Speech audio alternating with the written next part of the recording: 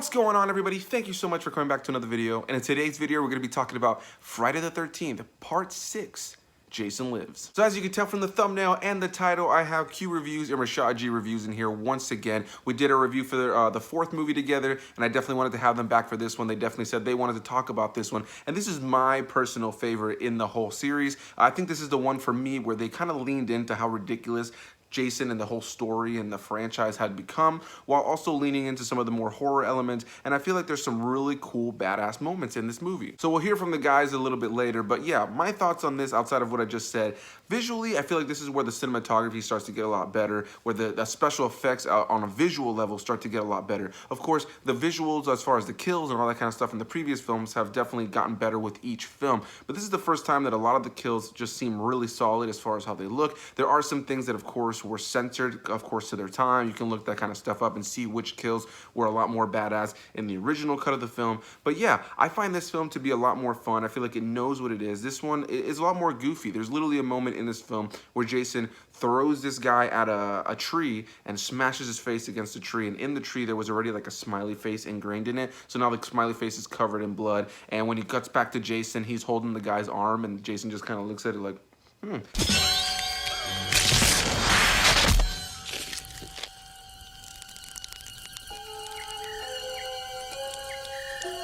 And I just love that because I feel like this is where the franchise, again, just kind of starts to have fun with it. And if you've seen my reviews for Chucky, Chucky is my personal favorite slasher. And the reason for that is those films just knew what they were. The first one was a pretty solid, horror film that had some comedy elements in it, and it was goofy. But with each and every installment, especially later into the franchise, I think they just recognized that the franchise, the consistency in storytelling and all that kind of stuff doesn't matter as much as just being ridiculous, because they are ridiculous. They leaned into how silly and stupid they were, and they started to get more and more meta with each of the installments. And so I feel like with Friday the 13th, there was a period of time where it just felt like it was taking itself too seriously, in my opinion, and it was kind of laughable. And I think that this is really where it starts to, lean into how goofy it is and how goofy the idea of this hockey mask killer is. So in this film, we're introduced to the brand new Tommy Jarvis. Like I mentioned, he is like the Laurie Strode of this franchise. He's only in 3 movies though, but he's the only main human character that comes back in multiple films and is like a threat or an issue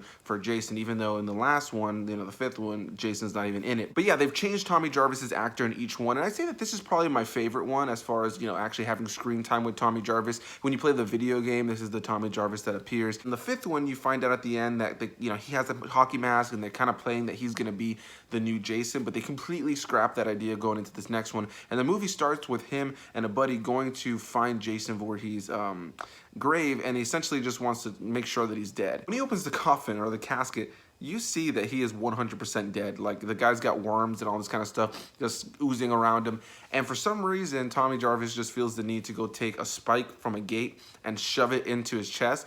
And of course, from horror movie bullshit, the lightning hits the pole, the rod, the thing that he stabbed the dead body of Jason's with, and it electrocutes the body, and now Jason has come back to life. So technically, in a lot of people's eyes, this is the first time that Jason is a zombie. He is now a supernatural being, and he is a complete killing monster. And I feel like he starts to just get a lot stronger with each and every one of these films, and he just becomes this monster. And I really enjoy this film for that. I enjoy the way he looks in this film. This is definitely what I always remember Jason to look like as I continue to get older and these movies come out. They're just completely decomposing, just monstrous Jason, and I really love that about this version of Jason. Now, before I continue my thoughts on this, let's go ahead and hear what Q Reviews had to say about this. Just 'cause you play it cool, don't think you got this fool tonight. Alright, don't ask me to stay. Yo, Anthony, thanks for having me on again to talk about one of my favorite horror movie icons, Jason Voorhees, and we're here to talk about Friday the 13th, Part 6, Jason Lives. Now, we're coming off Friday the 13th, Part 5, New Beginning, which is a pretty good Friday the 13th movie with some good kills, but the big reveal there is that it's not Jason Voorhees. It is Roy, the ambulance driver. So, some fans were let down by that one Jason Voorhees, but, they came back here with Jason Lives. This movie right here is my second favorite Friday the 13th movie. Just the title alone, Jason Lives. We were so excited Part 6, and we start off in that graveyard of Friday the 13th. And Tommy, this is end of his trilogy here. Tommy goes up to dig up Jason just to make sure he is dead. So he's gonna go to the grave and dig him up and burn him to make sure he's dead, because he wasn't dead in the final chapter after he had a machete through his eye and he got chopped up to motherfucking kibbles and bits. No, he wasn't dead. He has to dig him up again. Yeah, smart move, Tommy. He ends up sticking a rod into Jason's chest, and as you see the maggots and everything, so it's such a great special effects here because this is like really zombified here. And then he gets struck by lightning, and of course Jason comes back to life, punches a hole through his friend's heart, grabs the spear that brought him back to life, turns around in the camera, and we have Friday the 13th Part 6. I love the intro to this because it comes out as the James Bond theme almost. Like, you know, he comes into camera and then he picks up the machete and slashes it and the blood and the movie starts. And do I need to talk about the plot from here now? I'm pretty much... You know what's going on. Jason's gonna kill everyone, camp counselors, all. So at this point, Jason is a zombie, and he was more like a myth, a legend at this point in the movie in Part 6. And what I really like about Part 6 is this is the movie where they start to have fun with Jason, start to have fun with the franchise. I think the director was a big fan of Frankenstein, thus the Jason getting struck by lightning and, you know what I'm saying, and coming back to life. So they're becoming self-aware in this Friday the 13th movie, but I still think Jason is pretty scary here. You know, his kills are pretty good. I don't think they're better than the Part 4, the final chapter kills, because, you know, they seem toned back a bit. They don't seem as gory, but they still try to get creative. Jason still fucks some people up, don't get it twisted. I believe someone gets bent in half, things like that, you know. A couple good stabbings here and there, you know, a couple good throws, Jason knives. I love those. Those are always good. So the kills are pretty good here, and he's zombified Super Jason. And I want to say another good thing about this movie, this probably has some of the best overall shots of Jason Voorhees. Like, it's the part where the RV tips over after he kills both people in the RV, and he just busts through the window on the top of the RV and just stand on the top of the RV on fire. That is just a classic Jason Voorhees look. He was just, at this point, he's the Terminator, the supreme killer. So the main plot really is Tommy in his pursuit to kill Jason, and a couple camp counselors sprinkled in for them to be murdered by Jason. I think this might have one of the highest body counts from a Friday the 13th film. A lot of people die here, and it set off a rule because Jason walked into a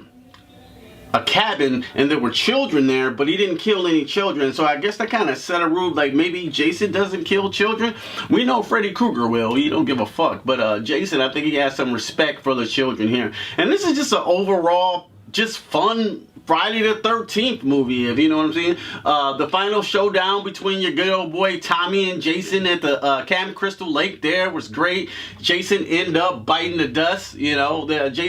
Tommy put a chain over his neck in a big boulder so he couldn't move, and the boat ended up, you know, tearing all his neck and tennisons and shit out like that. As a kid, you know, looking at that shit was spectacular to see your great horror icon to go out like that. And this is my second favorite film in the series. I think the music's good. I think the atmosphere is very creepy as well. This is the one they just started to have fun with. So if I have any negative to say about this, I think some of the Jason kills were weird, you know. It's one part where these sort of Marine dudes are playing paintball or whatever, and he slams one dude into a tree and it leaves a smiley face, a bloody smiley face. I didn't really like that. Then there's some kills, like, and then he slashes all three of their throats and they cut it. And there's one part where he slams a girl's face through the RV and you can see the imprint of her face like a stretchy thing. I was like, yeah. You know, I mean, yeah, y'all taking it really overboard. I guess this series is overboard already, but, you know, if I had any negative to say, I just don't think, you know, the kills were that creative and that stronger than some in the previous series. It's still enjoyable to watch, but Special effect wise and gory wise, it's just, you know what I'm saying, not my favorite of the Friday the 13th on that aspect, but Jason's great here. And, you know what I'm saying, seeing that final finale with him and Tommy was really fun to watch. And that's why it's my second favorite Friday the 13th movie, Jason Lives. Thanks a lot, Anthony, for having me on for this series. It's been a blast talking about my boy, Jason Voorhees. Well, see you next time. Peace. Big thanks to Q Reviews for being in this video. Always love to hear what he has to say about Jason. He is a huge Jason fan. So yeah, man, I loved having you in this video and hearing what you have to say. Now, continuing my thoughts, as far as the kills go in this movie, they're great. There's some really, really great kills in this movie. The special effects on the kills are really solid. There's definitely some creepy moments, and there's definitely some really funny moments in this film. There's a lot of moments with the editing and things that kind of lean into this movie being a mix of a comedy and a horror. I already mentioned that scene earlier with Jason, you know, ripping the guy's arm off and kind of just like looking at it kind of silly like, but there's just like a lot of characters in this movie that are super, super goofy. There's a group of people who are part of that same guy who gets his arm ripped off earlier, who are outside essentially playing paintball. It's like a business trip. It's a bunch of people who are doing a business trip, but they're playing paintball out in the forest. What a weird business trip. But yeah, there's the one guy who survives at the very end. He's like this goofy guy, and he is just completely just bouncing around like this cartoon character, and he seems like literally like something out of like a Disney Channel original movie as far as the acting. And there's also this moment where the gravekeeper, who, you know, later on realizes that Jason's been gone, that he looks straight at the camera at one point. He breaks the fourth wall and he just talks to the audience. Why'd I have to go and dig up Jason? Some folks have a strange idea of entertainment. And then there's this other moment where he makes his comment. I can't remember what it is off the top of my head, but literally whatever it was that he said, the next scene it cuts to all the kids at the camp that were just like shouting "yay!" and it like kind of plays off of what he said, and it comes off so goofy. I'm gonna try to find the clip so I can insert it in here. Dig him up. Does he think I'm a farthead? It's such a goofy film that takes itself seriously sometimes and tries to be scary at certain points, but it definitely leans into the cheese and the overall ridiculousness of this franchise. Now, before I give my final thoughts on this movie, let's go ahead and hear what Rashad G Reviews have to say about this. Fuck Part 5, The New Beginning. Whew. Oh, man.